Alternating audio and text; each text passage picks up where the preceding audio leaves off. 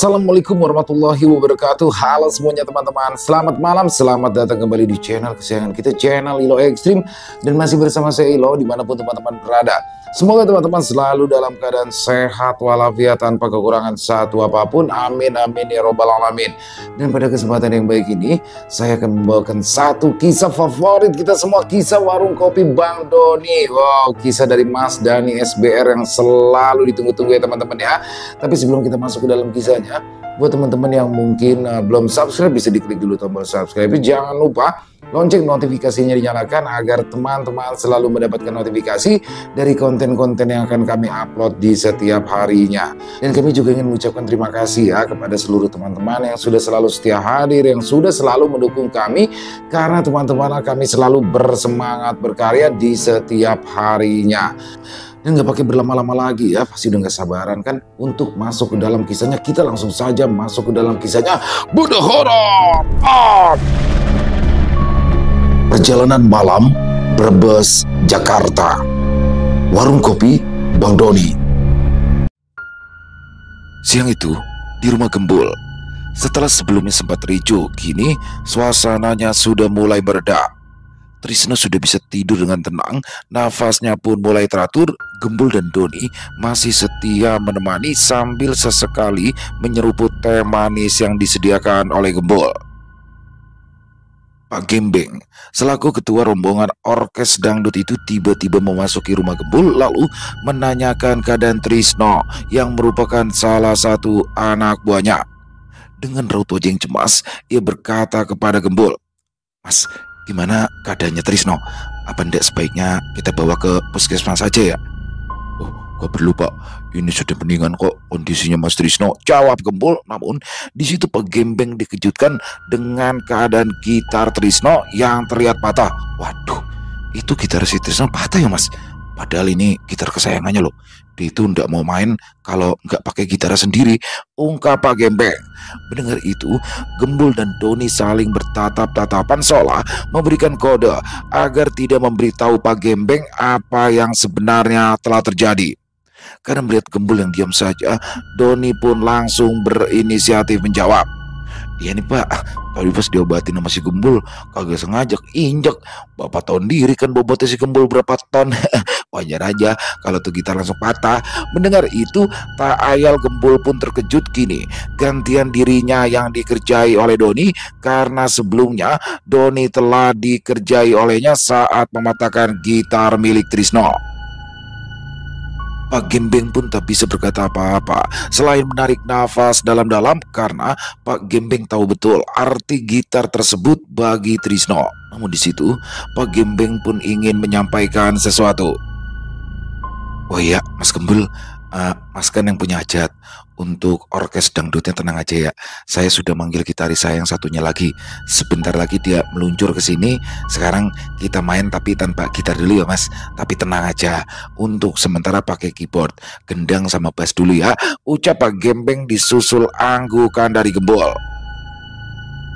Ya, memang saat Trisno pingsan tadi, orkes dangdut milik Pak Gembeng memang langsung terhenti karena tak ada yang bisa menggantikan posisi Trisno saat itu. Untungnya dengan personil yang ada, orkes tersebut masih bisa menghibur di acara hajatan milik keluarga Gembul.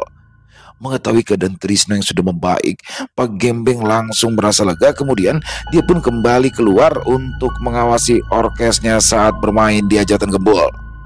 Setelah keluar Pak Gembeng, Gembul langsung berkata pada Bang Doni, "Bang, kok bilangnya saya sih Bang yang ngerusakin gitar Mas Trisno? Biarin, gantian lo. Ini tangan gua sampai kemeng gara-gara lu," ucap Doni sewot. "Aduh Bang, terus kalau dia minta ganti rugi sama saya gimana Bang? Saya kan gak punya uang Bang," ucap Gembul cemas. "Ya lu gantilah. Karena menurut undang-undang hukum karma, lu itu udah jadi tersangka pengerusakan barang-barang pribadi milik seseorang," ledek Doni menakut-nakuti Gembul. "Waduh gimana ya Bang, nolongin orang malah boncos saya Bang," keluh Gembul. Namun tiba-tiba saja Trisno terbangun dan bangkit dari tidurnya. Trisno yang baru saja siuman itu tiba-tiba saja menjerit pelan sambil menunjuk ke arah gitarnya yang patah yang tergeletak di sudut ruangan. Jangan taruh gitar itu dekat saya. Tolong, tolong bawa pergi gitar itu. Saya nggak mau deket lagi sama gitar itu. Teriak Trisno panik, matanya membelalak ketakutan. Gembul dan Doni yang kaget langsung refleks berdiri dari tempat duduk mereka. Tenang mas, tenang. Ucap Gembul mencoba menenangkan sambil mendekat perlahan. Tapi mas, ada makhluk mengerikan di gitar itu mas. Saya takut mas, ungkap Trisno yang ketakutan. Setan udah nggak ada mas. Lagian gitar itu udah rusak kok. Udah nggak akan ganggu mas lagi. Namun Trisno menggeleng keras. Wajahnya penuh ketakutan seakan menghidupkan kembali bayang-bayang horor yang tadi ia alami. Enggak mas, enggak. Saya lihat sendiri. Setan keluar dari situ. Dia mau narik saya mas. Saya nggak mau. Isaknya tubuhnya gemetar hebat mendengar itu. Doni dan Gembul saling pandang. Mereka berdua tidak menyangka jika Trisno bersikap demikian. Mendapat itu, Doni pun ikut menenangkan Trisno yang kembali tak tenang. Mas, udah tenang aja mas. Ini gitar udah aman, setannya udah pergi. Kalau kagak percaya, nih lihat nih, kata Doni yang kemudian langsung memukul dan membanting gitar di depan Trisno. Ciat! Gitar itu langsung porak-poranda tak berbentuk. Syukurlah. Melihat itu, ketakutan Trisno pun mulai hilang. Dia kini terlihat kembali tenang. Bukan mas, udah nggak ada setannya. Gitarnya mas itu udah dihancurin sama bos saya. Mas Trisno tenang aja, nanti sama bos saya dibeliin gitar yang baru, ucap Gembul yang kemudian membuat Doni menatapnya. Doni langsung berbisik pada Gembul. Gembrot, maksud lu apaan ngomong begitu? Sekali-kali bang, sedekah sama orang yang lagi kesusahan. Abang kan duitnya banyak, jangan dibeliin burung mulu, saut Gembul. Lu ngapain bawa-bawa burung lu? Wah kepret juga lu, timpal Doni jengkel. Kemudian Gembul berinisiatif cepat-cepat mengambil sisa patahan-patahan gitar itu, lalu membungkusnya dengan karung bekas yang ada di dapur. Udah nih, udah aman mas Trisno. Ini gitar udah saya bungkus, nanti sekalian kita bakar aja biar hilang semua bekas-bekasnya, ujar Gembul dengan nada menenangkan. Trisno hanya mengangguk pelan. Air mata menggenang di matanya seolah baru saja ia lolos dari sesuatu yang jauh lebih buruk daripada kematian. Doni menoleh ke arah Gembul lalu berbisik pelan. Bul, habis ini beneran ya, lu bakar tuh gitar, jangan disimpan-simpan lagi. Wah gak mau ada kejadian-kejadian aneh kayak gini lagi. Loh, memangnya abang gak ikut bakar? Kan abang yang udah ngancurin, tanya Gembul. Lah, mau bakar kapan? Kalau sekarang kan agak enak, kan lu masih ada hajatan kayak gini. Kalau ntar malam gue mau dibalik, masa gue nungguin sampai malam di mari, sahut Doni sewot. Ya deh bang, nanti saya bakar sendirian aja di kebun belakang rumah, jauh dari orang-orang, biar sekalian beres urusannya, jawab Gembul serius. Dari arah luar terdengar suara musik dangdut yang masih dimainkan walaupun tanpa gitar, namun acara tetap harus terus berjalan. Dari arah luar terdengar suara musik dangdut yang masih dimainkan walau tanpa gitar, namun acara tetap harus berjalan. Para tamu undangan pun mulai kembali bergoyang mengikuti irama seolah kejadian barusan hanyalah angin lalu. Trisno lalu bertanya pada Gembul mengenai apa yang sebenarnya menimpa dirinya saat itu, karena Trisno membeberkan jika dia melihat makhluk mengerikan di dalam mimpinya. Mas, sebenarnya saya ini kenapa ya mas? Saya kok tadi kejadiannya kayak nyata banget. Saya mau ditarik ke alam lain, ungkap Trisno. Oh, jiwa mas mau diambil sama makhluk yang ada di dalam gitar milik mas. Mas itu secara nggak sadar sudah menggadaikan jiwa mas sama dia. Emangnya mas dapetin gitar ini dari mana sih? Tanya Gembul penasaran. Gitar itu sebenarnya bekas punya bapak saya. Dia dulu juga pemain gitar, tapi dia berhenti pas sakit. Terus pas bapak saya sakit, ibu saya memberikan gitar ini pada saya. Apa jangan-jangan gitar ini ya yang bikin bapak saya meninggal? Tanya Trisno penasaran. Gembul hanya diam saja. Dia tidak mau memberikan jawaban atas persepsinya sendiri. Lagi pula kejadian ayah Trisno itu sudah lewat. Gembul tak ingin ikut campur dalam urusan keluarga Trisno hingga membuatnya cemas. Ya wes mas, yang sudah-sudah jangan diungkit-ungkit lagi. Yang penting kan sekarang mas sudah selamat, terbebas dari jerat iblis yang ada di gitar mas, ucap Gembul berusaha menenangkan Trisno. Nah terus masalah gitar nanti gampang, biar nanti dibeliin yang baru lagi sama bos saya, saut Gembul lagi sambil melirik Doni. Iya mas, terima kasih sudah mau menolong saya. Terkait masalah gitar ndak usah diganti. Sepertinya saya juga sudah ndak mau lagi main gitar, Mas. Saya trauma, ungkap Trisno lirih. Saya pamit ya, Mas. Sekali lagi saya mengucapkan terima kasih karena sudah mau menolong saya. Saya nggak tahu gimana harus membalasnya. Oh, udah. Yang penting Mas Trisnonya selamat. Mas gak usah mikir apa-apa lagi ya, sahut Gembul. Trisno pun bangkit dari duduknya dan berusaha berjalan. Walau masih sempoyongan, Trisno mendatangi Pak Gembeng selaku pemimpin orkes tempatnya bernaung. Di situ, Trisno meminta maaf kepada Pak Gembeng karena ia yang tak bisa melanjutkan bermain gitar. Namun bukannya marah, Pak Gembeng justru malah khawatir dengan keadaan Trisno. Malahan Pak Gembeng tetap memberikan bagian Trisno tanpa menguranginya sedikit pun. Udah Tris, kamu pulang saja, istirahat ya. Nah, ini bayaran kamu, ucap Pak Gembeng.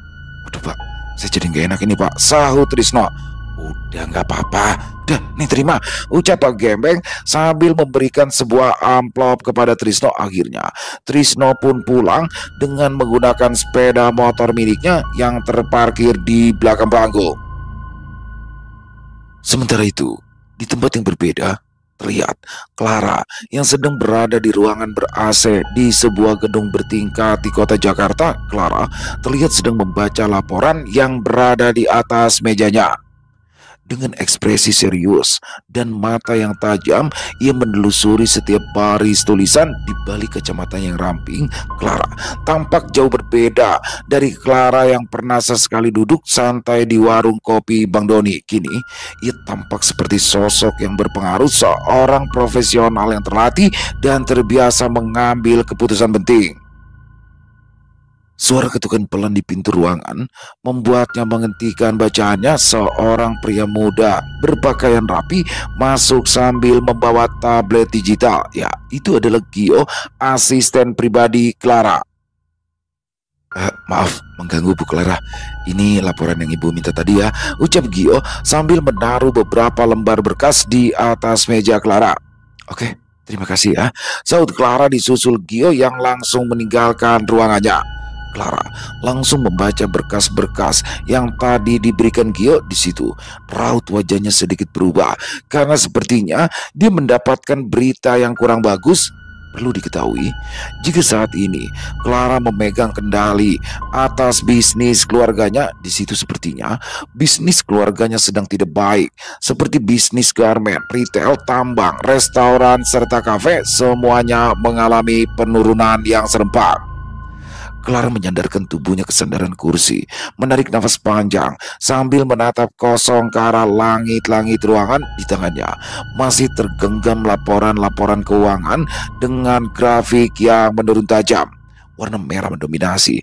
Dia menutup mata sejenak, mencoba menenangkan pikirannya yang kusut. Kenapa semuanya bisa turun serempak begini? Gumamnya lirih. Pikirannya melayang bukan pada angka-angka atau strategi bisnis, melainkan pada satu nama yang entah kenapa kini muncul begitu jelas di dalam pikirannya. Doni. Sosok pria sederhana tapi jujur, dan anehnya selalu saja bisa membuatnya merasa nyaman. Clara tersenyum kecil, getir, lalu ia berbisik pelan. Kalau kamu di sini, mungkin kamu akan bilang, udah, jangan mikir yang ribet-ribet, ngopi aja dulu. Tawa kecil lolos dari bibirnya namun segera menghilang, tergantikan sorot mata yang kembali serius. Clara lalu meraih ponselnya dan membuka kontak, scroll perlahan hingga terhenti di satu nama, Bang Doni. Dia menatap nama itu lama, jadi telunjuknya hampir saja menyentuh tombol call, namun ia urungkan. Ya, rupanya saat itu Clara sangat ingin mengobrol dengan Bang Doni, namun ia ragu untuk menelponnya. Clara berdiri dari kursinya, melangkah menuju jendela besar yang menampilkan pemandangan Jakarta yang padat dan penuh dengan tekanan. Di balik gedung-gedung yang megah dan jalanan yang sibuk, Clara merasa hampa. Dia rindu suasana saat ia mengobrol dengan Doni, aroma kopi hitam, dan perbincangan tanpa basa-basi. Akhirnya, Clara memutuskan untuk pergi menemui Doni di warung kopi Bang Doni tanpa memberitahunya terlebih dahulu. Saat keluar ruangan, Gio yang berada di bangku sekretaris langsung menghampiri Clara. Maaf, Bu Clara, Ibu mau kemana ya? Setahu saya ibu tidak ada agenda rapat di luar. Oh, saya mau ke Coffee and Space di Bekasi, ungkap Clara. Oh gitu, baik, baik bu, saut Gio yang langsung mengikutinya dari belakang. Gio, kamu di sini aja ya, biar saya pergi sendiri, perintah Clara pada sang asistennya tersebut. Mendengar itu, Gio langsung menuruti perintah bosnya itu. Namun dalam hatinya dia bertanya-tanya, tak biasanya bosnya itu mendatangi lokasi bisnisnya tanpa agenda yang jelas. Apalagi cafe, coffee and space bukanlah bisnis utama di grup perusahaan milik Clara. Akhirnya, Clara pun pergi meninggalkan kantornya. Beberapa jam kemudian, saat sudah berada di dekat tempat tujuan, awalnya sang sopir yang bernama Pak Dodi ingin memasuki kafe milik Clara yang bernama Coffee and Space. Namun tiba-tiba saja Clara mengarahkannya. "Pak, kita ke seberang aja ya," ucap Clara. "Loh, kita nggak ke kafe bu?" tanya Pak Dodi kebingungan. "Oh enggak pak, saya ada janji di kafe seberang," ungkap Clara. Namun alangkah terkejutnya Clara saat ia mendapati warung kopi Bang Doni dalam keadaan tutup. Entahlah, hanya terdapat seorang pria yang berjaga-jaga di depannya. "Loh, kafenya tutup bu," ucap Pak Dodi. Clara nampak kebingungan. Tak biasanya dia bersikap impulsif seperti itu ya, seakan hal yang dilakukannya tanpa perencanaan dan terlihat asal. Di situ Clara langsung menyuruh sopirnya untuk kembali ke seberang ke arah cafe Coffee and Space miliknya sendiri. Di dalam mobil, suasana hening. Clara menatap keluar jendela, bibirnya diam, namun pikirannya riuh. Dia merasa kikuk pada dirinya sendiri. Perempuan yang biasa memegang kendali dalam rapat-rapat miliaran rupiah kini terlihat seperti remaja yang gagal menemui seseorang yang sedang dirindukan. "Duh, kenapa aku bisa kayak gini sih?" bisik ke dalam hati, menyandarkan kepala ke jendela kaca mobil. Sesampainya kembali di Coffee and Space, Clara turun dengan langkah pelan. Tempat itu terlihat elegan dan sepi di siang hari. Hanya beberapa pengunjung yang tampak sibuk dengan laptop atau sekedar menikmati kopi artisan. Barista yang mengenali Clara langsung menyapa ramah dan mempersilakannya duduk di meja VIP, tapi Clara menolak. "Saya mau duduk di pojok aja," ujar singkat, lalu memilih kursi biasa di dekat jendela yang menghadap langsung ke arah warung kopi Bang Doni. Dia duduk diam, memesan kopi hitam tanpa gula, sesuatu yang belakangan jarang ia lakukan di tempat sendiri, lalu menatap ke arah luar. Dia memperhatikan warung kopi Bang Doni yang hari ini tak kenapa tutup, terasa ada yang kosong. Waktu pun berjalan tanpa terasa di situ. Clara menatap cangkir kopinya yang hampir habis. Sebenarnya dia berharap bisa menemui Doni, namun ternyata usahanya sia-sia. Clara sempat menyalahkan dirinya sendiri. Mengapa ia tidak menelpon Doni terlebih dahulu? Namun karena gengsi dan egonya yang begitu besar, Clara merasa tak perlu menelpon Doni saat itu. Entahlah, saat itu Clara seperti anak kecil, dan akhirnya dia tersadar untuk segera meninggalkan tempat tersebut. Clara pun berdiri dari kursinya, merapikan tasnya, lalu melangkah keluar dari kafe dengan langkah yang pelan. Wajahnya terlihat murung, tak seperti biasanya yang penuh wibawa dan percaya diri. Saat dia melewati pelayan di dekat pintu, dia hanya mengangguk singkat tanpa senyum. Di luar, langit mulai memudar jingga, menandai sore yang perlahan berganti malam. Suara kendaraan berseliweran, namun semua itu hanya menjadi latar sunyi bagi pikiran Clara yang masih kacau. Dia membuka pintu mobil, duduk di kursi belakang dan berkata pelan kepada sopirnya, "Pak Dodi, kita balik ke kantor." Sopir itu hanya mengangguk dan menjalankan mobil perlahan, meninggalkan kawasan yang tadi ia datangi tanpa tujuan yang jelas. Di kursi belakang, Clara menatap keluar jendela. Jalanan seakan bergerak dengan lambat seiring dengan rasa kecewa yang ia rasakan pada dirinya sendiri. Dia membuka ponsel, kembali menatap kontak bernama Bang Doni. Jari telunjuknya gemetar di atas layar, nyaris menyentuh tombol call. Namun akhirnya ia hanya menekan tombol back dan menyimpan kembali ponselnya ke dalam tas. Kenapa sih aku jadi begini? Gumamnya pelan antara marah pada diri sendiri dan rindu yang tak mau diakui. Sementara itu di Brebes, tepatnya di lokasi hajatan keluarga Gembul, rombongan Doni sudah bersiap-siap untuk meninggalkan lokasi, terutama Mas Zubaida. Rupanya beliau lelah setelah seharian berada di sana. Mas Zubaida pun langsung berbisik pada Doni. Tom, kita balik nyok. Mau udah gerah banget ini. Lah, romanya kita yang punya hajat. Sampai seharian kita di sini aja kagak pulang-pulang. Ide emak, lah dari tadi Doni udah ngajakin balik. Lagian emak kalau udah denger lagu dangdut pasti aja udah betah. Tadi Doni ngajakin pulang katanya ntar baik. Tuh kan, sekarang baru berasa tuh. Pasti dah pada pegel-pegel tuh badan. Saut Doni. Ya tadi main nanggung dan tadi abangnya mainin lagu hitam. Emak pun jadi keingetan zaman dulu pacaran sama Babelo, ungkap Mas Zubaida. Sementara Rizal nampak sudah berada di samping mobil HS yang ditumpanginya bersama Sindu dan Jumeri.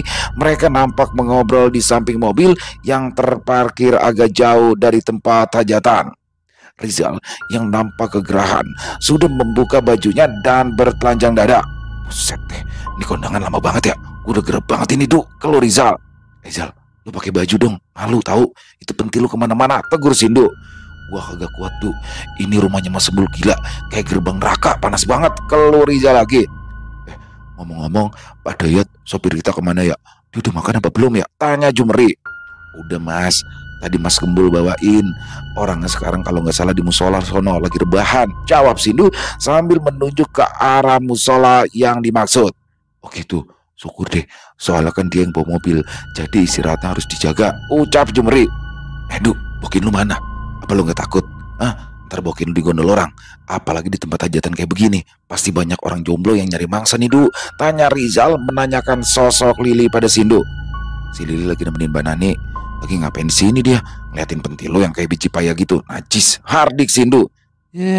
Lu ngapa sih? Sentimen amat sama pentil gua, ledek Rizal. Gua gak demen liatnya. Romannya mau ngajak berantem, saut Sindu sewot. Udah, jangan pada berantem aja. Mending kita ke hajatan lagi yuk, nyari es krim. Haus nih, ajak Jumeri disusul anggukan dari Rizal dan juga Sindu. Namun, belum juga ketiganya kembali ke hajatan keluarga Gembul, terlihat Doni beserta yang lainnya berjalan ke arah mobil. Lah, itu Bang Doni, udah mau ke sini. Gimana nih? Tanya Jumeri. Melihat Jumeri, Sindu dan Rizal, Doni pun langsung mengajak kembali ke mobil. Saat itu, Doni mengajak mereka semua untuk berangkat pulang. Lu bertiga baru mau kemana? Ayo pulang, tanya Doni. Ini bang, mau ngambil es krim. Panas banget soalnya ini, jawab Rizal. Es krimnya udah habis. Udah, ayo kita balik, ajak Doni. Tapi bang, sopir belum ada, lagi ngaso di musola, saut Rizal. Ya lu panggilin Rizal, lu bilang kita mau balik sekarang. Perintah Doni disusul anggukan dari Rizal.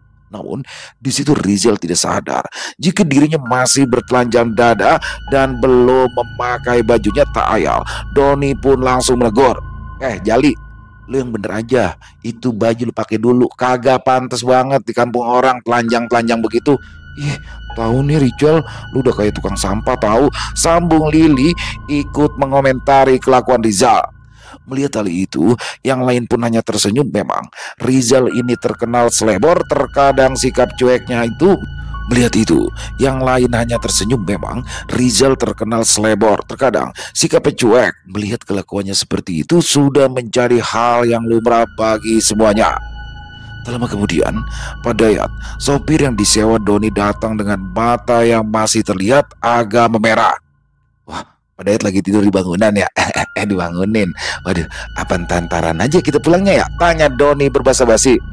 Aman Pak, tadi saya udah cukup kok istirahatnya, jawab Pak Dayat yang langsung membuka pintu mobil HS agar semua rombongan Doni bisa masuk ke dalam mobil. Di situ, Pak Dayat nampak menyalakan mobilnya dan langsung menyalakan AC agar hawa di dalam mobil itu menjadi lebih sejuk. Setelah cukup memanaskan mobilnya, rombongan Doni pun bersiap meninggalkan kediaman Gembul. Namun tiba-tiba saja terlihat Gembul yang berlarian dari arah rumahnya sambil membawa sekantong plastik berisi makanan. Dari luar jendela, Gembul memberikan makanan tersebut untuk cemilan Doni dan juga rombongan selama dalam perjalanan pulang.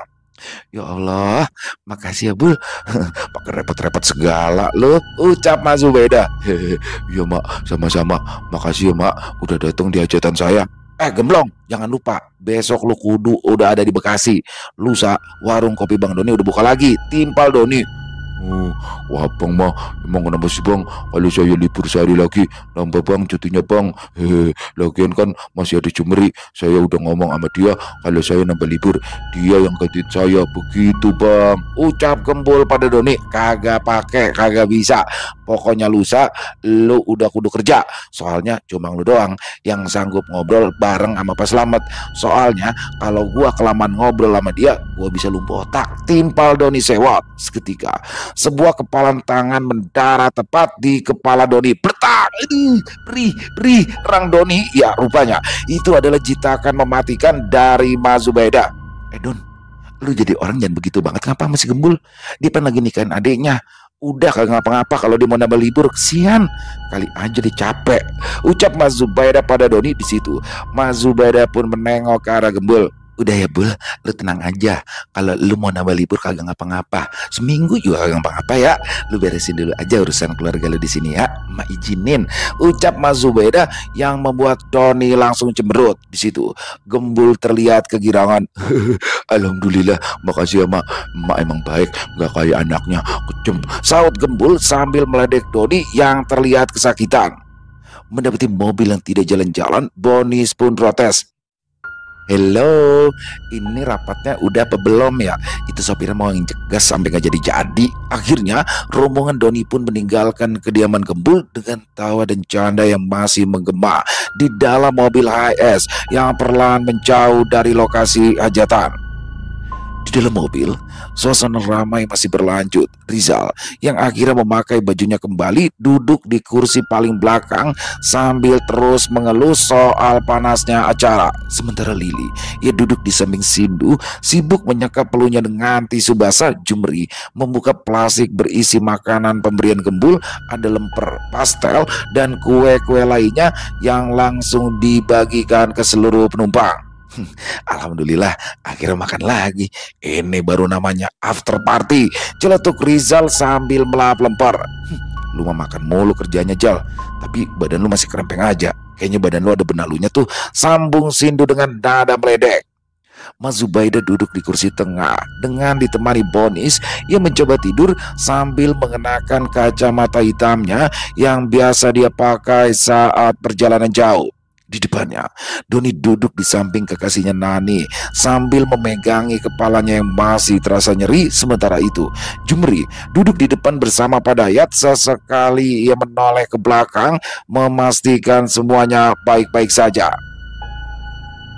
Saat itu, Doni yang meski wajahnya ikut tertawa saat mendengar lelucon Rizal dan yang lain, pikiran Doni melayang ke warung kopi Bang Doni yang hari ini dan besok akan tutup. Itu warung kopi Bang Doni tutup 2 hari kagak ngapa-ngapa kan ya? Kagak ganggu pendapatan kita bulan ini kan ya? Tanya Doni. Aman bang, abang tenang aja ya. Lagian bulan-bulan sebelumnya kita kan selalu surplus. Jadi kalau ada kekurangan di bulan ini masih bisa ditutupin sama pendapatan bulan sebelumnya, ungkap Nani. Mendengar itu, Doni menjadi lega sehingga ia pun tak perlu memikirkan mengenai tutupnya warung kopi Bang Doni yang tutup selama 2 hari. Oh iya Nani mau beli oleh-oleh apaan? Bakal orang di rumah? Tanya Doni. Gak usah bang, kita kan kondangan, bukannya piknik. Jawab Nani. Ya kagak ngapa-ngapa. Nanti kalau di tempat oleh-oleh kita berhenti dulu. Kita beli telur asin sama terasi. Enak tahunan, terasinya bakal nyambel, ujar Doni. Beberapa waktu kemudian, mobil yang ditumpangi rombongan Doni pun singgah di salah satu masjid karena waktu sholat maghrib telah tiba. Saat Doni menghampiri Pak Dayat yang saat itu sedang menyalakan rokoknya. Pak Dayat, kita sekalian sholat isya aja di mari ya, biar kagak berhenti-berhenti lagi, ucap Doni. Iya Pak, siap, jawab Pak Dayat. Di situ, Doni pun langsung menyusul yang lain masuk ke dalam masjid. Namun tidak dengan Pak Dayat, dia malah asyik menghisap rokoknya. Sebenarnya Doni ingin mengajaknya untuk sholat, tapi Doni urungkan karena Doni tak ingin membuat Pak Dayat tersinggung karena tidak ikut sholat. Akhirnya Doni pun membiarkannya. Setelah menunaikan ibadah sholat maghrib dan isya, rombongan Doni kembali melanjutkan perjalanan di situ. Setelah meninggalkan masjid, rombongan Doni menyempatkan untuk singgah di tempat oleh-oleh. Setelah selesai, kembali mereka melanjutkan perjalanan. Waktu sudah menunjukkan hampir pukul 10 malam. Saat mobil HiAce yang mereka tumpangi memasuki jalan tol, suasana di dalam mobil mulai sunyi. Satu persatu penumpang tertidur kelelahan setelah seharian menghadiri hajatan keluarga Gembul di Brebes. Doni sendiri sudah mulai memejamkan mata di samping Nani. Sesekali ia tersentak oleh guncangan mobil di jalan. Sindu dan Lili sudah bersandar satu sama lain, sementara Rizal tidur dalam posisi setengah duduk, kepalanya terhuyung-huyung mengikuti gerak kendaraan. Jumeri yang duduk di depan pada awalnya mencoba menemani Pak Dayat mengobrol, namun kini ia juga sudah tertidur dengan mulut yang sedikit terbuka. Pak Dayat mengemudikan sendirian dalam keningan. Lampu-lampu jalan tol menyala redup, suara ban yang bersentuhan dengan aspal menjadi satu-satunya suara yang menemaninya. Sambil menyetir, tangannya bergerak meraih botol air mineral yang ia letakkan di konsol tengah. Dia meneguk sedikit, kemudian matanya menyapu ke arah dashboard. Namun tiba-tiba wajahnya mendadak berubah. Lampu indikator bensin berkedip merah. Loh, kok bisa begini? Gumam Pak Dayat panik. Rupanya di situ dia lupa untuk mengisi solar mobilnya. Terakhir mengisi bahan bakar saat berangkat pagi tadi dari Bekasi, tapi mungkin karena lama dalam kemacetan dan AC mobil yang menyala terus-menerus, bahan bakar terkuras lebih cepat dari perkiraan. Dengan cepat dia membuka peta digital dari handphonenya yang diletakkannya di atas dashboard. Rest area terdekat masih belasan kilometer lagi. Terlalu jauh. Dia menghela nafas dan menepuk-nepuk pipinya sendiri, berusaha tetap fokus. Di situ dia melihat jika ada sebuah SPBU yang berada di luar jalan tol. Akhirnya Pak Dayat berinisiatif mendatangi SPBU tersebut. Kayaknya harus keluar tol dulu nih. Tak ingin membangunkan penumpang yang lain, Pak Dayat memutuskan untuk mengambil jalur keluar tol yang tak jauh dari posisinya. Jalan keluar itu tampak sepi. Hanya ada 1-2 mobil yang melintas. Dia keluar tanpa banyak suara dan perlahan menyusuri jalanan kecil yang membentang lurus ke arah pedesaan. Setelah keluar tol, suasana berubah drastis. Lampu jalan tak lagi terang. Di sisi kiri dan kanan hanya terlihat lahan kosong dan pepohonan gelap yang terayun-ayun ditiup angin malam. Dengan perasaan cemas, dia tetap menyusuri jalan yang gelap itu. Aduh, mudah-mudahan solar cukup ke SPBU. Kok aku bisa lupa yang isi solar tadi? Gumamnya lagi sambil menyesali keteledorannya. Namun belum sempat ia menyelesaikan kalimat itu, mesin mobil tiba-tiba batuk lalu mati perlahan-lahan. Mobil itu berhenti mendadak tepat di depan sebuah pertigaan kecil yang dipenuhi pepohonan tinggi menjulang. Ya Allah, mati, desisnya sambil menyalakan lampu hazard. Pak Dayat langsung menepikan mobilnya. Dengan segera ia membuka pintu dan keluar. Pak Dayat melihat jika seluruh penumpang dalam keadaan tertidur pulas. Di situ dia bingung harus berbuat apa. Lagi-lagi dia hanya bisa menggerutu akibat kelalaiannya yang lupa untuk mengisi bahan bakar mobilnya. Jalanan nampak sepi, tak ada satupun kendaraan yang lewat. Ini di mana ya? Kok sepi banget? Mana nggak ada yang lewat lagi? Gerutu Pak Dayat dalam hatinya.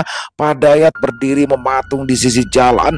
Lampu hazard berkedip pelan di belakangnya memantulkan cahaya ke batang-batang pohon tinggi yang berdiam seperti penjaga tua. Angin malam berembus pelan, namun dinginnya menusuk sampai ke tulang. Dia mencoba melihat ke sekeliling.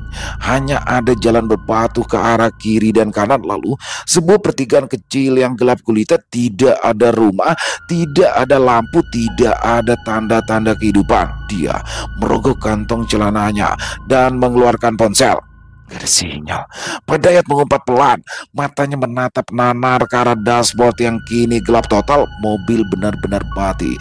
Dia kembali menoleh ke arah dalam mobil. Semua penumpang masih tertidur seolah-olah sedang dibius. Bahkan Rizal yang biasanya paling mudah terbangun pun kali ini tak bergerak sedikit pun. Hanya Doni yang tampak mengerutkan dahi seperti sedang bermimpi buruk.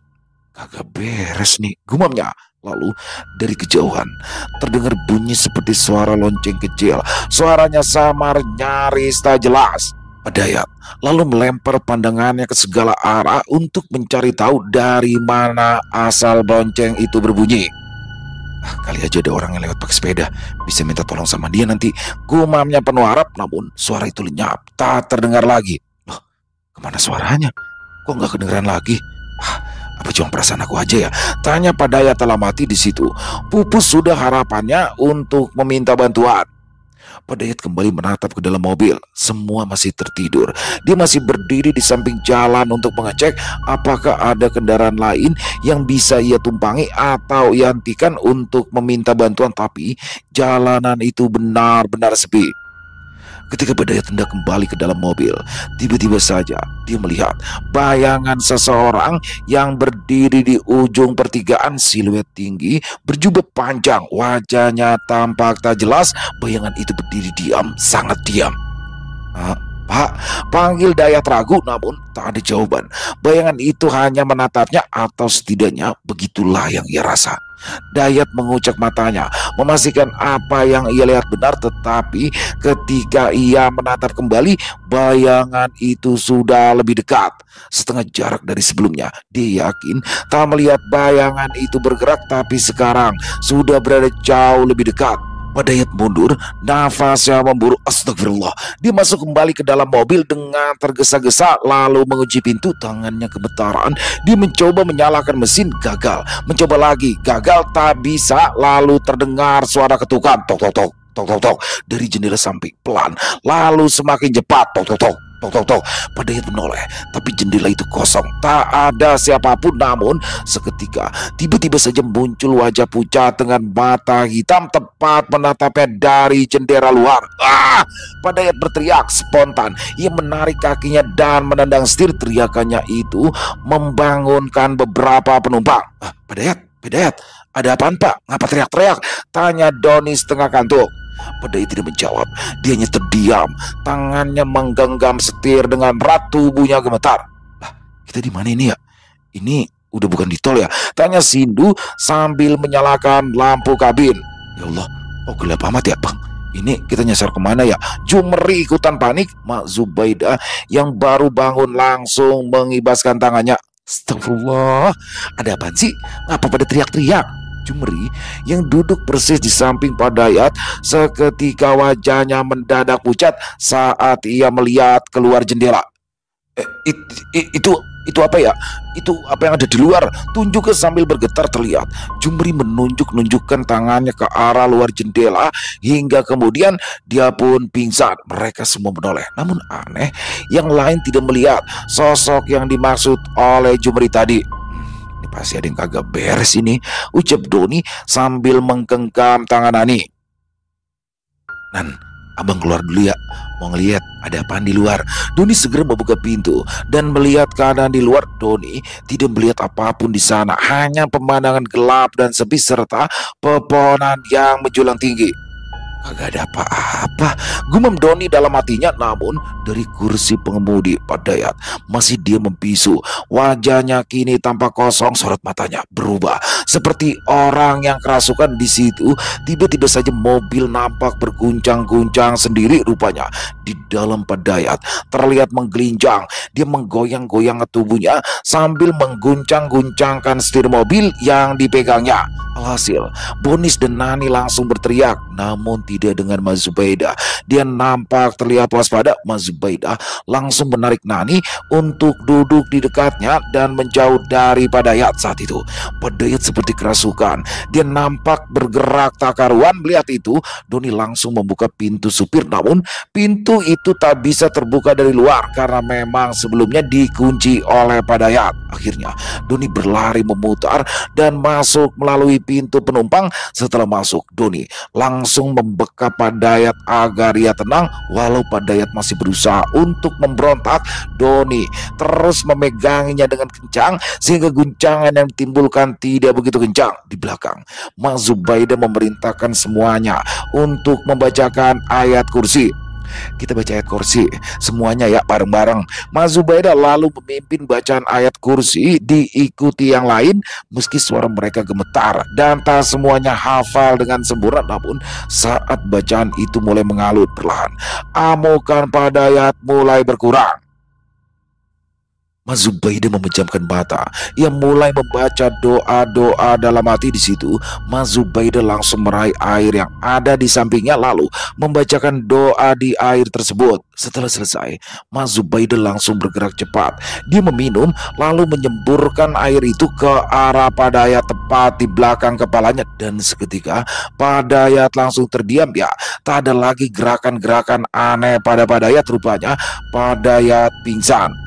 Mendapati itu, Doni pun segera melepaskan kunciannya pada Padayat, dan dengan wajah yang basah, Doni menarik nafas lega. Rupanya secara tak sengaja semburan dari Mas Zubaida tadi juga mengenai wajah Doni sehingga wajahnya ikut basah kuyup.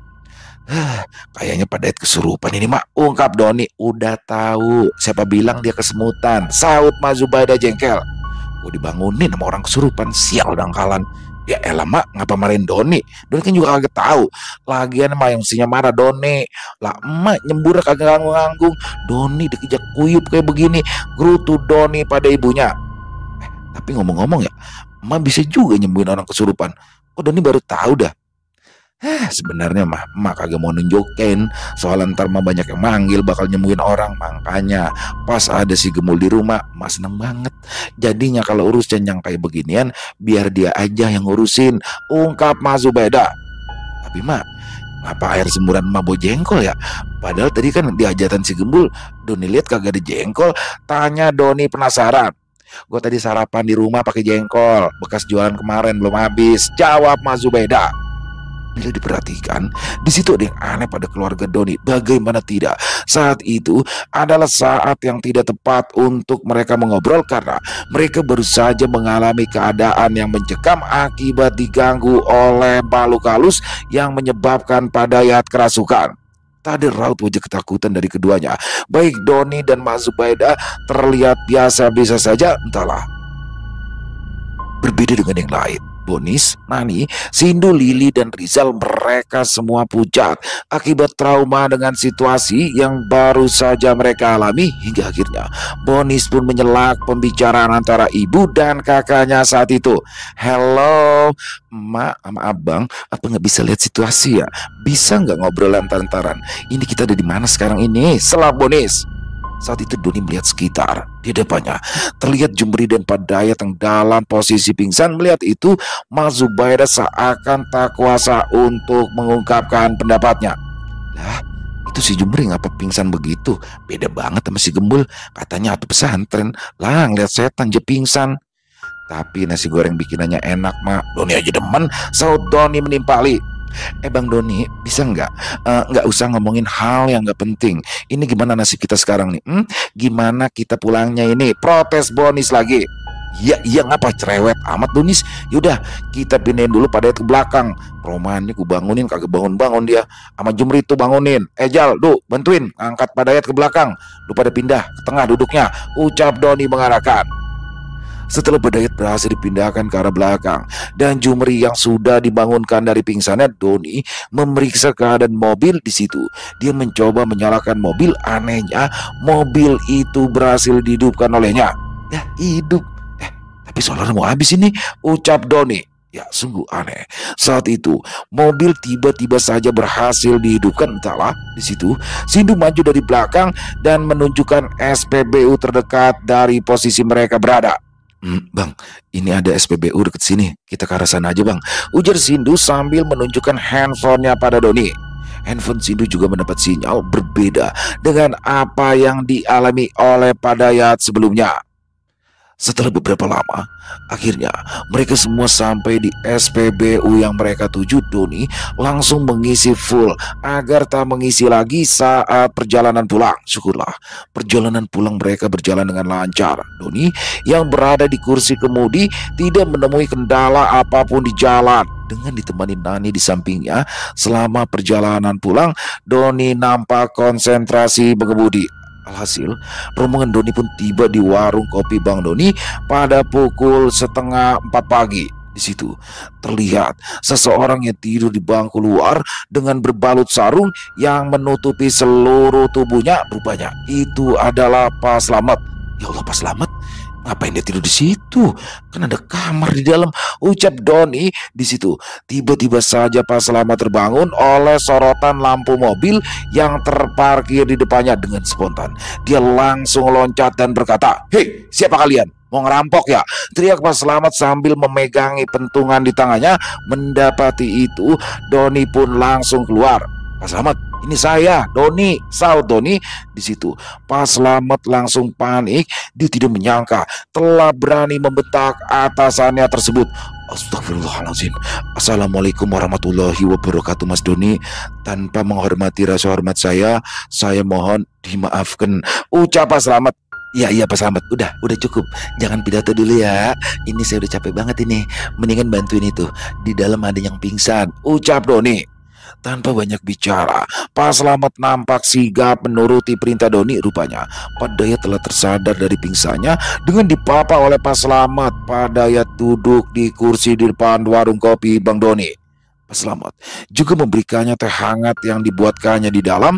Semua langsung menghampiri Pak Dayat dan melihat keadaannya. Syukurlah keadaan Pak Dayat sudah mulai membaik. Kemudian Pak Dayat langsung meminta maaf pada semuanya akibat apa yang telah terjadi. Dia pun mengungkapkan apa yang sebelumnya terjadi dalam perjalanan tadi. Di situ, bukannya marah, Doni justru malah menenangkannya. "Udah Pak, kagak ngapa-ngapa. Namanya juga musibah. Siapa yang tahu?" ucap Doni. "Padahal saya udah bawa jimat dari guru saya. Dibilang saya nggak bakalan digangguin makhluk halus," ungkap Pak Dayat. Mendengar itu, semuanya pun langsung terenyak, termasuk Doni. Dia tidak mengerti apa maksud dari ucapan Pak Dayat barusan. "Maksud Bapak apa ya? Kagak digangguin lagi?" tanya Doni penasaran. "Iya Pak Doni, sebelumnya saya itu pernah nabrak orang sampai meninggal. Terus saya sempat mendekam di penjara.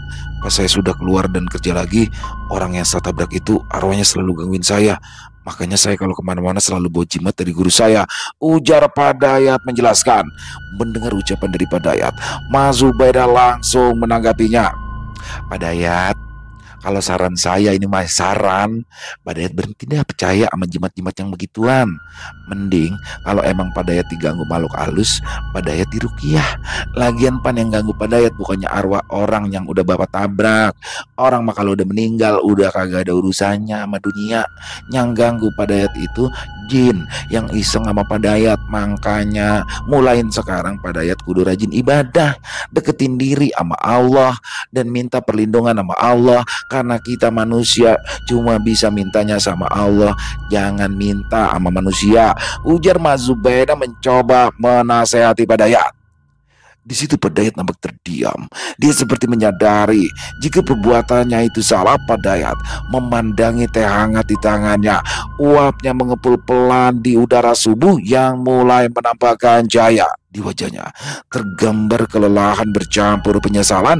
Suasana menjadi hening sejenak. Angin subuh berembus pelan menyapu dedaunan kering di halaman parkiran warung kopi Bang Doni yang belum buka. Dalam diam itu, suara Pak Dayat terdengar lirih namun jelas. "Terima kasih semuanya, terutama Mas Zubaida.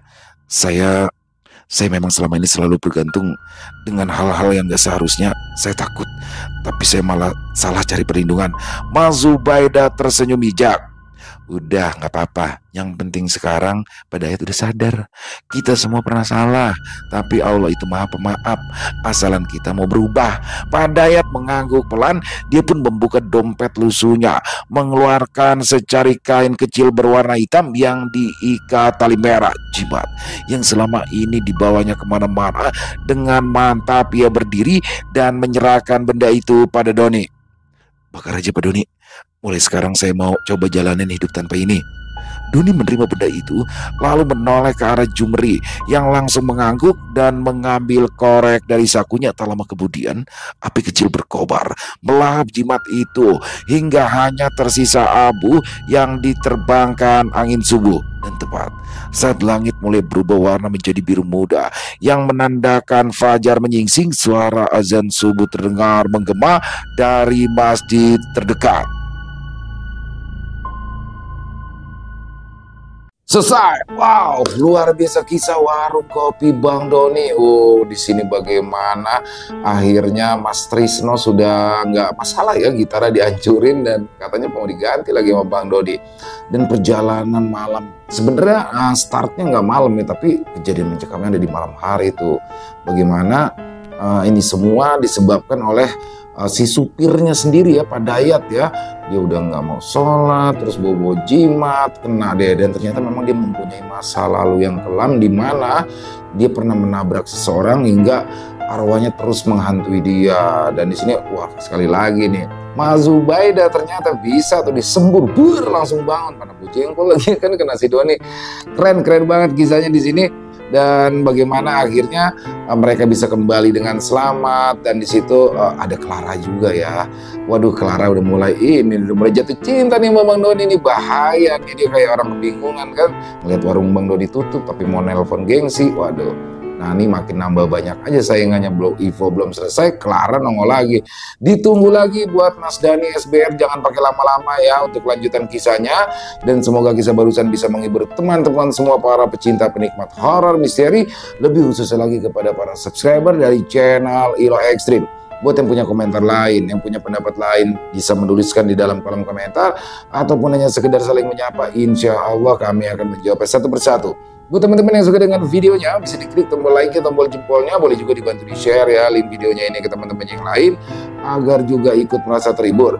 Dan buat teman-teman yang belum subscribe, sekali lagi yuk, bisa diklik tombol subscribe-nya.